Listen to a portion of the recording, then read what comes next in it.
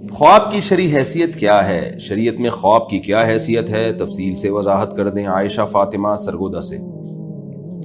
دیکھیے، خواب کی جو شریعت میں حیثیت ہے وہ اتنی ہے کہ صحیح حدیث میں رسول اللہ صلی اللہ علیہ وسلم نے ارشاد فرمایا لم یبقى من النبوۃ الا المبشرات۔ آپ نے فرمایا کہ نبوت ختم ہو گئی مگر خوشخبریاں باقی ہیں۔ وہی ختم ہو گئی لیکن خوشخبریاں باقی ہیں۔ صحابہ نے عرض کیا یا رسول اللہ مبشرات کیا ہیں، خوشخبری کیا ہے؟ آپ صلی اللہ علیہ وسلم نے فرمایا الرؤیا الصالحہ، کہ نیک خواب۔ پھر آپ صلی اللہ علیہ وسلم نے فرمایا قرب قیامت میں جو مومن ہے اس کا ہر خواب، یعنی قریب ہوگا کہ یہ بات قریب ہوگی کہ اس کا ہر خواب سچا نکلے۔ اور پھر آپ صلی اللہ علیہ وسلم نے یہ بھی ارشاد فرمایا کہ خواب جو ہے نبوت کا 46واں حصہ ہے۔ تو ان احادیث سے پتہ چلتا ہے کہ خواب کو بالکل کالعدم قرار دینا بھی درست نہیں ہے، لیکن خواب کو اتنا یقینی کر لینا کہ قرآن و سنت قرار دینا یہ بھی غلط ہے، کیونکہ نبوت نہیں ہے بلکہ نبوت کا 46واں حصہ ہے۔ اس کو 46 حصوں میں ڈیوائیڈ کریں گے نا وہی کو، تو پھر ایک حصہ اس کا خواب بنتا ہے۔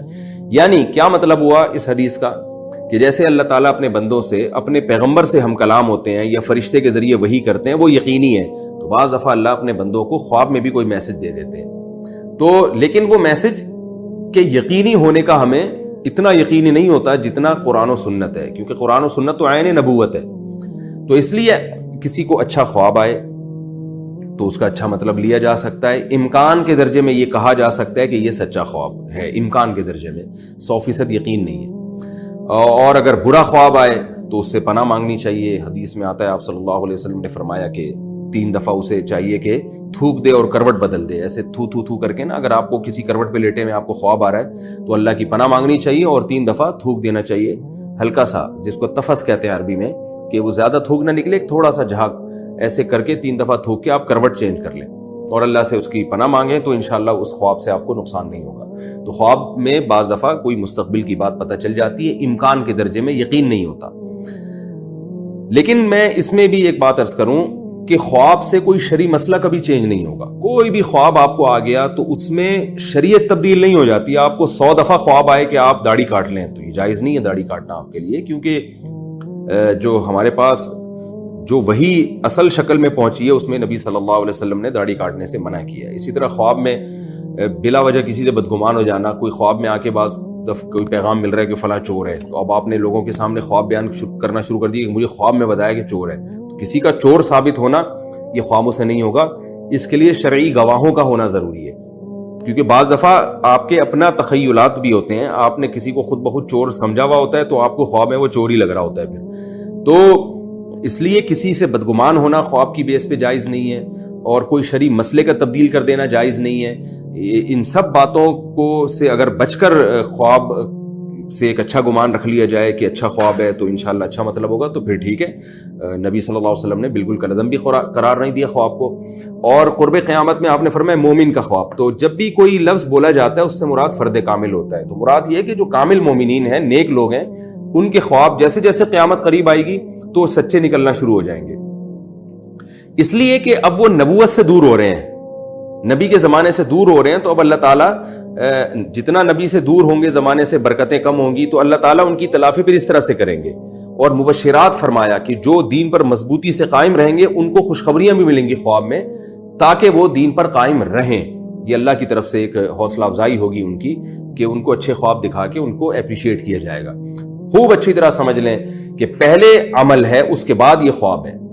علماء بیان کرتے ہیں کہ اگر آپ اچھا عمل نہیں کر رہے، آپ نے بہنوں کی وراثت کھائی ہوئی ہے، آپ نماز کے پابند نہیں ہیں، تو آپ روزانہ خواب میں جنت الفردوس میں گھوم رہے ہوں، خوش فہمی میں مبتلا ہونے کی آپ کو چندہ ضرورت نہیں ہے، کیونکہ قرآن یہ کہہ رہا ہے کہ جو یہ بدعملی کرے گا جہنم میں جائے گا۔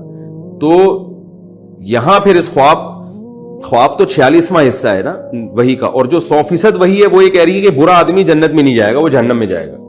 تو اس لیے آپ اگر برے عمل کر رہے ہیں اور آپ روزانہ جنت الفردوس میں خواب میں گھوم رہے ہیں تو قطعاً آپ خوش فہمی میں مبتلا نہ ہو کہ آپ جنت میں جائیں گے، یہ شیطانی خواب ہے، کیونکہ شیطان بھی خواب میں تصرف کرتا ہے۔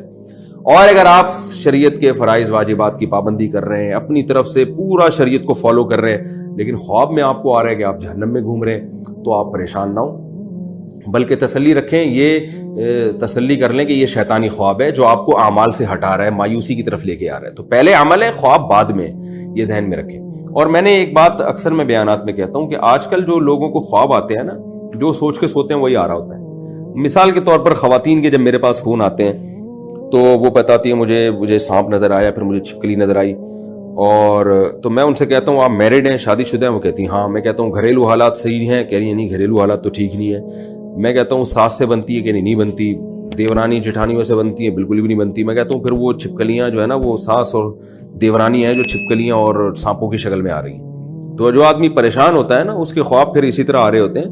اس کا حل یہ ہے کہ خوابوں کی تعبیر میں ٹائم ضائع کرنے کے بجائے اپنی پریشانی کو دور کریں. میاں صاحب سے بولیں بھائی مجھے اس خاندان سے ذرا الگ کرو، یا خود ٹھیک ہو جائے اگر آپ غلط ہیں. تو ساس کو ٹھیک کرنا تو آپ کو پتہ ہے اونٹ کو رکشے میں بٹھانا آسان ہے، ساس کو ٹھیک کرنا بہت مشکل ہے. تو ایسی کنڈیشن میں مرد کو چاہیے کہ اپنی بیوی کا خیال کرے، اس کو الگ گھر لے کے دے، اور اگر بیوی کی غلطی ہے تو پھر بیوی کو سمجھائے تاکہ گھر میں جھگڑے ختم ہو. تو یہ جو گھر میں جھگڑے ہو رہے ہوتے ہیں اس سے بھی ڈرانے خواب آتے ہیں، ان کی کوئی تعبیر نہیں ہوتی، بلکہ وہ آپ پہلے سے ڈپریشن میں ہوتے ہیں. تو جو آدمی خوش نہیں ہوتا اس کو خواب برے ہی آتے ہیں، جو خوش ہوتا ہے اس کو اچھے خواب آتے ہیں. تو یہ بھی ایک فیکٹ ہے، تو اس کو بھی ذہن میں رکھنا چاہیے. دوسرا مسئلہ ایک اور اہم یہ بھی ہے کہ پیٹ جب خراب ہوتا ہے نا اور پیٹ میں گیس ہو اور آپ اسی حال میں چت سو جائیں تو بھی ڈراؤنے خواب آتے ہیں. تو ان سے ڈرنا نہیں چاہیے بلکہ پیٹ کا علاج کرنا چاہیے. کتنے لوگ ہیں ان کو برے خواب آتے تھے، اس خواب میں وہ جن چڑیلے بھوتیں دیکھ رہے ہیں، کبھی دیکھ رہے ہیں کہ ہم آسمان سے گر رہے ہیں، زمین پہ پہنچنے سے پہلے آنکھ کھل گئی تو شکر ہے مرنے سے پہلے آنکھ کھل گئی ان کی. کبھی دیکھ رہے ہیں کوئی گلا دبا رہا ہے، تو کبھی کچھ ہو رہا ہے. تو میں ان سے اکثر یہ بات کہتا ہوں کہ بھائی آپ مجھے یہ بتاؤ رات کو کھانا کب کھاتے ہیں؟ وہ بتاتے ہیں 1:30 بجے رات کو ہم کھانا کھاتے ہیں اور 1:45 بجے سو جاتے ہیں. تو میں ان سے کہتا ہوں بھائی یہ پیٹ میں گیس اتنی بھری ہوئی ہے، دماغ کی طرف چڑھتی ہے جس سے یہ چڑیلیں آ رہی ہیں. تو آپ رات کو کھانا جلدی کھائیں اور 2 گولی کارمینا گرم پانی سے کھا لیں، اس سے آپ کے خواب اچھے آئیں گے. تو ایسا ہوتا ہے وہ پھر وہ ہوتے ہیں تو خواب خود بخود سیٹ ہو جاتے ہیں. تو جب آپ کے رات پیٹ بھاری ہوگا تو برے خواب آئیں گے آپ کو. چت لیٹنے سے برے خواب آتے ہیں. سیدھا جو چت لیٹتے ہیں نا تو معدے پہ بوجھ پڑتا ہے. اس سے بھی آپ تجربہ کر کے دیکھ لیں کہ آپ کو اکثر ڈرانا خواب جب آئے گا نا تو آپ کی آنکھ کھلے گی تو آپ سیدھے لیٹے ہوئے ہوں گے. کروٹ کے بل لیٹنے میں عام طور پر برے خواب نہیں آتے، یہ ایک حقیقت بیان کر رہا ہوں. تو اس لیے کروٹ کے بل سونا چاہیے، اس سے بھی برے خوابوں سے حفاظت ہو جاتی ہے. پھر بھی میں نے بتایا کہ یہ سارے ٹوٹکے اختیار کر لیے، پھر بھی کوئی برا خواب آ رہا ہے تو پھر اپنے اعمال کی اصلاح کی طرف فکر کرنی چاہیے. کہیں آپ کی زندگی میں بدعملی تو نہیں ہے جو اللہ کی طرف سے آپ کو تنبیہ ہو رہی ہے کہ بھائی انسان کا بچہ بن جا، سدھر جا تو، اور پھر انسان کا بچہ بننے کی کوشش کریں. پھر بھی اگر برا خواب آ رہا ہے تو پھر اس کو اگنور کر دیں، انشاءاللہ پھر آنا بند ہو جائیں گے. لیکن آ رہا ہے تو اگنور کر دیں، بھائی ہمارا عمل ٹھیک ہے، اللہ کی رحمت سے ہمیں امید ہے. ہم اللہ سے ڈرتے ہیں اپنی بدعملیوں کی وجہ سے اور کوشش کرتے ہیں کہ ہماری اصلاح ہو جائے، اور جتنی اصلاح ہوگی اس میں ہم اللہ سے اچھی امیدیں لگاتے ہیں. اللہ تعالیٰ عمل کی توفیق عطا فرمائے.